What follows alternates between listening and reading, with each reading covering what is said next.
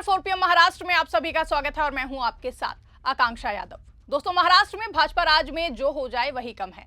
महाराष्ट्र के मुख्यमंत्री देवेंद्र फडणवीस ने हाल ही में एक ऐसा कानून लाने की तैयारी कर ली है जो लव जिहाद पर रोक लगाने का दावा करता है। ये कानून उत्तर प्रदेश के मुख्यमंत्री योगी आदित्यनाथ के कानून से भी ज्यादा सख्त है। नाम है महाराष्ट्र धर्म स्वतंत्रता अधिनियम 2026 या फिर freedom of religion bill. Cabinet ने इसे पास कर दिया और अब विधानसभा में पेश किया गया है। इस बिल में कहा गया है कि अगर कोई शादी के बहाने या प्यार के नाम पर धर्म बदलवाता है तो उसे सजा होगी। लेकिन असल में ये कानून सिर्फ एक बहाना है। बीजेपी की सरकार इसे लाकर लोगों को बांट रही है, हिंदू मुस्लिम के बीच नफरत फैला रही है, आम लोगों की जिंदगी में दखल दे रही है। ये कानून व्यक्तिगत आजादी पर हमला है। देखिए कि योगी जी का उत्तर प्रदेश में 2020 का कानून पहले से ही सख्त था। उसमें जबरदस्ती या फिर धोखे से धर्म बदलने पर सजा होती थी, लेकिन फडणवीस ने उससे आगे निकलकर ये नया बिल पेश करने की शुरुआत कर दी है। उनके बिल में ब्रेन वॉशिंग को भी अपराध बना दिया गया है। मतलब अगर कोई स्कूल या शिक्षा के जरिए किसी को दूसरे धर्म की तरफ आकर्षित करता है तो वो अपराधी होगा। लालच, शादी का वादा, पैसा, नौकरी, मुफ्त इलाज, ये सब कुछ अब गुनाह है। सजा 7 साल जेल और 5 लाख जुर्माना तक। अगर महिला या बच्चा शामिल हो तो और भी ज्यादा हो सकते हैं। दोबारा अपराध पर 10 साल जेल। सबसे खतरनाक बात यह है कि पुलिस बिना शिकायत के खुद से केस दर्ज कर सकती है। दूसरे राज्यों में शिकायत जरूरी थी, यहां पर लेकिन नहीं है, यानी कि महाराष्ट्र में नहीं जरूरी है। शादी को अदालत अमान्य घोषित कर सकती है। बच्चा मां के पुराने धर्म का माना जाएगा। कस्टडी मां के पास रहेगी। ये सब कुछ सुनकर लगता है जैसे कि बीजेपी महिलाओं की रक्षा कर रही है, लेकिन असलियत उल्टी है। कहा जा रहा है कि ये कानून प्यार करने वाले जोड़ों को पुलिस के डर से उनको अभी से ही अलग करने की कोशिश कर रही है या फिर उनके अंदर पुलिस का डर पैदा कर रही है। आपको बता दें कि बीजेपी हमेशा से ही हिंदुत्व की राजनीति करती आई है। योगी जी ने यूपी में बुलडोजर चलाकर माफिया पर अंकुश लगाया तो लोग खुश हुए, लेकिन अब फडणवीस ने दिखा दिया है कि वो योगी से भी ज्यादा कट्टर हैं। ये कानून लाकर वो महाराष्ट्र में हिंदू वोटों को एकजुट करना चाहते हैं। चुनाव जीतने के लिए नफरत का जहर घोल रहे हैं। लव जिहाद शब्द ही बीजेपी और आरएसएस ने गढ़ा है।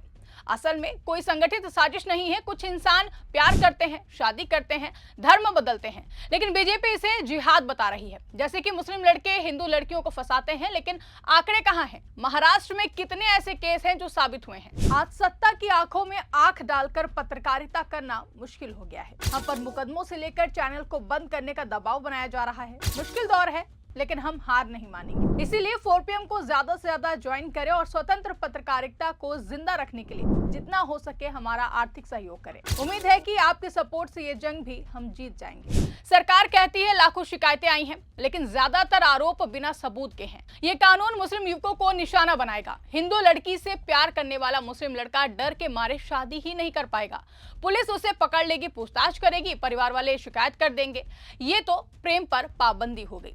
ये बिल महिलाओं के लिए अधिकारों का मजाक भी उड़ा रहा है। कहते हैं कि महिलाओं को बचाएंगे, लेकिन असल में वयस्क महिलाएं अपनी मर्जी से शादी नहीं कर पाएंगी। अगर कोई हिंदू लड़की मुस्लिम लड़के से प्यार करती है और धर्म बदलती है तो पुलिस जांच करेगी। 60 दिन पहले मजिस्ट्रेट को बताना होगा, जांच होगी, दबाव है या नहीं है। ये तो औरत की आजादी छीनना जैसा लग रहा है और लोग इसकी आलोचना कर रहे हैं। बीजेपी कहती है कि हम महिलाओं की रक्षा कर रहे हैं, लेकिन वही बीजेपी जब किसान आंदोलन में महिलाएं सड़क पर थीं तो उन्हें नहीं बचाया गया था। जब बेरोजगारी में युवा परेशान है तो कानून नहीं लाया गया है। सिर्फ धर्म और प्यार पर कानून लाया गया है क्योंकि इससे वोट मिलते हैं।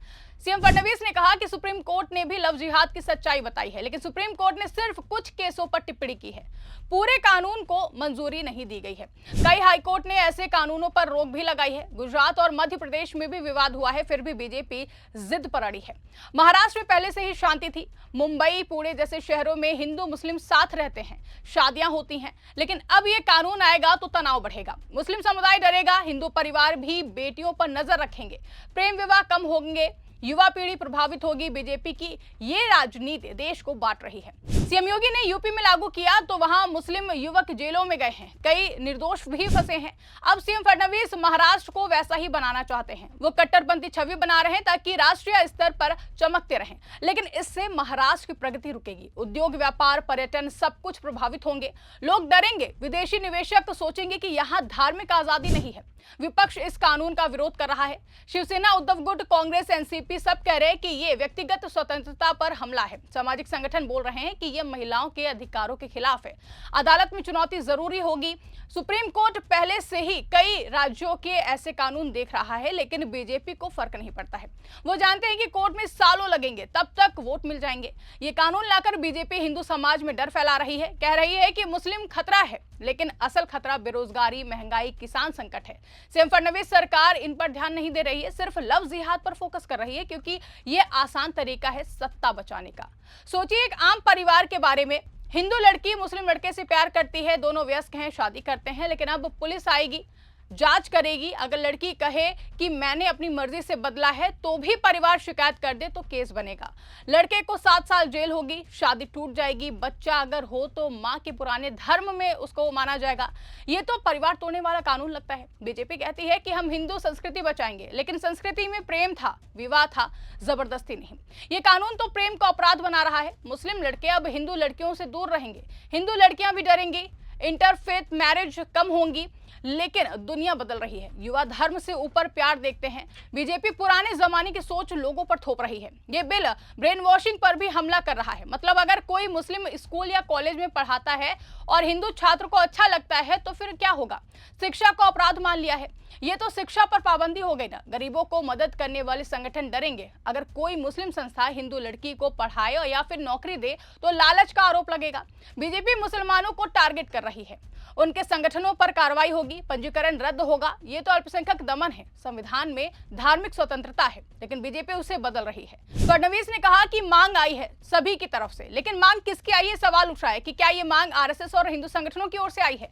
आम जनता तो नहीं चाहती है। महाराष्ट्र की अर्थव्यवस्था देश की सबसे मजबूत है। मुंबई, फिल्म इंडस्ट्री, आईटी, व्यापार सब मुसलमानों के साथ चलता है, लेकिन ये कानून आएगा तो तनाव बढ़ेगा, दंगे का डर रहेगा, पर्यटक कम आएंगे, विदेशी कंपनियां सोचेंगी कि यहाँ सांप्रदायिक माहौल है। बीजेपी की ये नीति देश को कमजोर कर रही है। सीएम योगी ने यूपी में लागू किया तो वहां विकास रुका नहीं है, लेकिन सामाजिक सद्भाव टूटा है। अब फडणवीस महाराष्ट्र को वैसा ही बना रहे हैं। वो दिखा रहे हैं कि मैंने सीएम योगी से ज्यादा मैं सख्त हूं राष्ट्रीय राजनीति में नाम कमाने के लिए, लेकिन इससे महाराष्ट्र के लोगों को नुकसान होगा। युवा प्यार नहीं कर पाएंगे, परिवार टूटेंगे, पुलिस का दुरुपयोग होगा। बीजेपी हमेशा कहती है कि हम सबका साथ सबका विकास के साथ चलते हैं, लेकिन ये कानून सिर्फ हिंदुओं का विकास साबित होता है। मुसलमानों पर अत्याचार हो रहा है। लव जिहाद के नाम पर निर्दोषों को फंसाया जाएगा। जैसे पहले लव जिहाद के नाम पर कई केस फर्जी निकले थे, अब और भी ज्यादा बढ़ेंगे। अदालतों में केस लंबे चलेंगे। गरीब परिवार, जो मुस्लिम परिवार है, वो बर्बाद होंगे। बीजेपी को इसकी चिंता नहीं है, उन्हें सिर्फ वोट चाहिए। सीएम फडणवीस की सरकार ने पहले भी कई विवादित फैसले लिए हैं।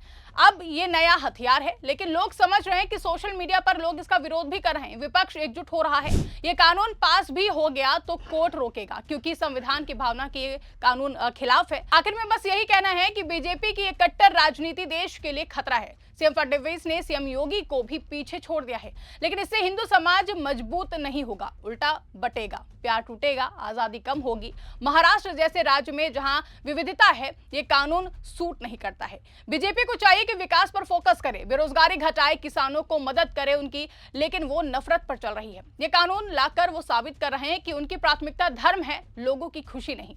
आम आदमी को समझना चाहिए कि ये बिल उनके प्यार और परिवार पर हमला है। बीजेपी को वोट देकर वो अपनी आजादी बेच रहे हैं। समय आ गया है कि लोग इस कट्टरपंथ के खिलाफ आवाज उठाएं। महाराष्ट्र की एकता बचानी है, प्रेम बचाना है, तो बीजेपी की इस साजिश को नाकाम करना होगा। तो दोस्तों, आपका क्या सोचना है इस पूरे मामले में? कमेंट करके अपनी राय हमें जरूर बताइएगा। अगर वीडियो पसंद आई हो तो वीडियो को ज्यादा से ज्यादा लाइक और शेयर करना ना भूलें। चैनल पर नए हैं तो चैनल को सब्सक्राइब जरूर कर लें और देखते रहिए 4 PM न्यूज नेटवर्क।